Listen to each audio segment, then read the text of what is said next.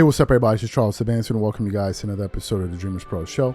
We cover everything from sports, hot topics, classic debates, entertainment, and we give you guys a fresh perspective on things and how we see it. And today we got an excellent show for you guys. Before we get into it, please make sure you like the video and sub to the channel. So we want to talk about the Clippers today. I know it's been a while since I talked about the Clippers. Matter of fact, I haven't spoken about them all season long, right? I haven't spoken about them all season long. So for me to talk about them today, you know that something inspired me. I think I just said in the show yesterday we produced around low management that Kawhi Leonard just kind of, you know, used to be my favorite player, but I was just so deflated with the constant disappointment and all of that. I'm like, I can't really deal with it. Now, coming into this season, I didn't view the Clippers as a competitive team. One of the reasons why is because I knew that they were not going to have any consistency in terms of Kawhi Leonard's availability, and I was correct. Also, they've dealt with some injuries. Norman Powell, who was supposed to be an all-star, he ended up missing some games recently, but he made a comeback, I think, yesterday. They were improved defensively because of Jeff Van Gundy and what they got going on there, but I just didn't get the same feeling from them. I didn't have the confidence that I used to have in the Clippers. And I think I'm within my right. I didn't think that they're not going to win a championship. I think that the Clippers will be lucky to make it into the playoffs. And most likely the furthest the Clippers can go is probably the second round. I don't see them going any further. Now, if I'm wrong, then I'll be happy to be proven wrong. But I don't believe things are going to change, right? But then yesterday something interesting happened. So I watched some of the Clippers games from here sometimes, but they were playing a particularly interesting opponent yesterday, which was the Cleveland Cavaliers. And the Cleveland Cavaliers, from a record standpoint, are the best team in the NBA. So looking at the game, I was like, man, the Clippers are going to get blown out, like, because the Cavs are damn good, right? So I'm watching the game, and I'm kind of tuning out. The Cavs will get on a good lead, and I'm like, man, I don't feel like watching them lose. Then at one point, I think the Clippers were down like 9 points, and then I came back on to look, and it was like 52-51. I said, what? How the hell did that happen? Then I started tuning in.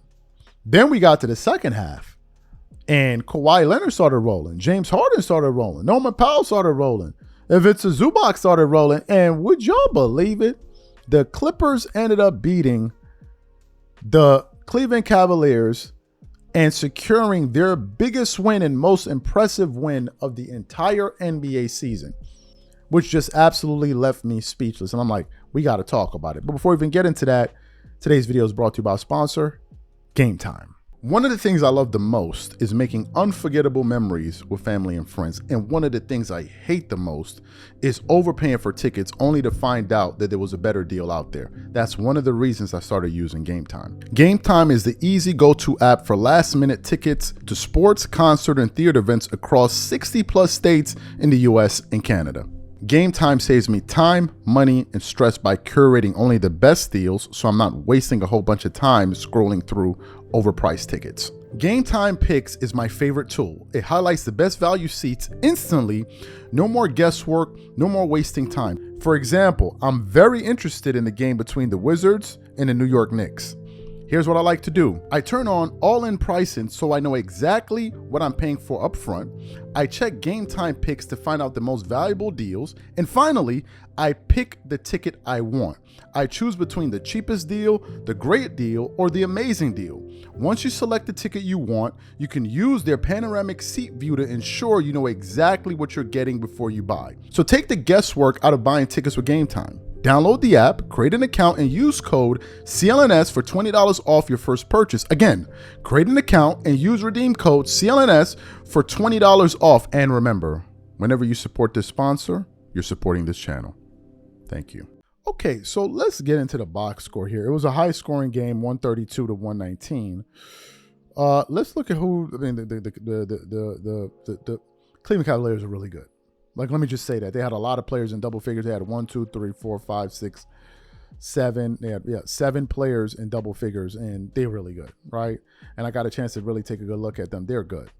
Evan Mobley, Max Strus, Jared Allen, Darius Garland.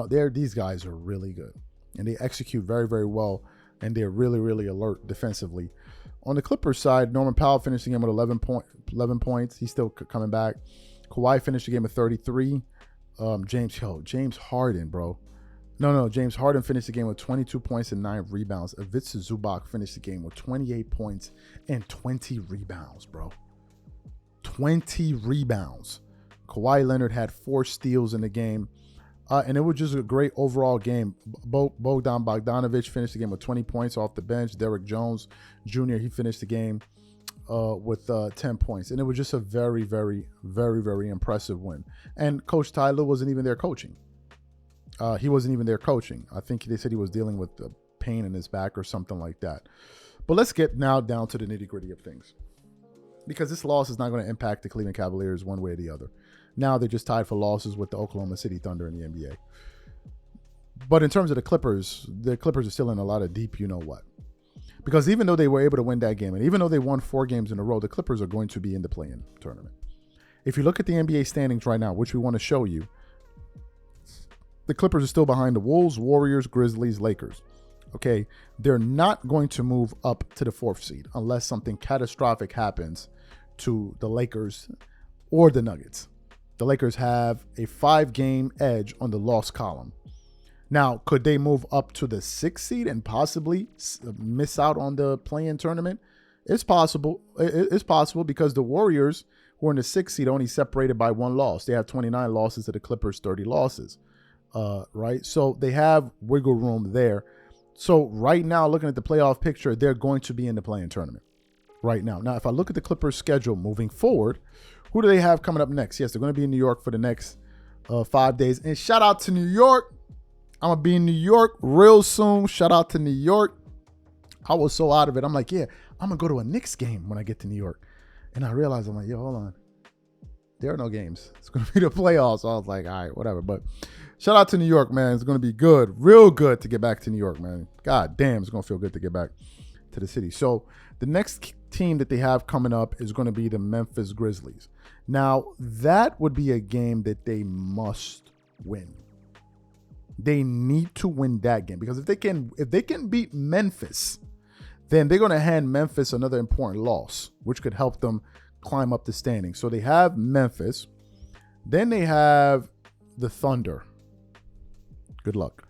Then they have the Knicks. They have the Nets. Then they have Cleveland. Good Lord have mercy. Then they got the Magic. Then they got the Pelicans. And then they got the Mavericks. So it's going to be tough, man. The Clippers have a lot of and then they have the Warriors. It's going to be tough. I think, looking at it right now, they're going to be the play-in tournament. And it wouldn't surprise me if they lost in that play-in game. I just don't have the confidence in them the way I used to. But I could be wrong. They could get on a tier and start winning games. But nevertheless, regardless of what the road looks like ahead, this was a very, very impressive win, given the caliber of opponent. Very, very impressive win. Kawhi Leonard looked fantastic. But they're going to be hard pressed to miss the play-in tournament. Now, if we look at the Warriors, they got the Raptors, they got the Hawks, they got the Heat, they have the Pelicans, they have the Spurs. They have a lot easier schedule. Now, it gets tough towards the end because they got the Lakers, they do have the Grizzlies, they have the Nuggets, and they have the Rockets all in a row. 4 games in a row. So they could potentially lose some games there. And then, of course, they have the Clippers game that they're coming up with. But those are the teams. In terms of the Minnesota Timberwolves, now looking at their schedule moving forward, they're going to be playing against the Pelicans 2 times in a row. Then they got the Pacers, they got the Suns, they got the Nuggets, the Nets. So they have the Bucks. So the 2 toughest teams they have is the Nuggets. The Pistons are going to be decent, and I think the Bucks. So I think the Minnesota Timberwolves have the hardest schedule towards the easiest schedule out of these teams. I think the Clippers have the hardest one, and the Warriors have the second hardest one. But we're just going to have to wait and see how things ultimately pan out. These are my thoughts. Whatever you guys think, please leave your thoughts and comments in the comment section. We catch you on the next show. Peace.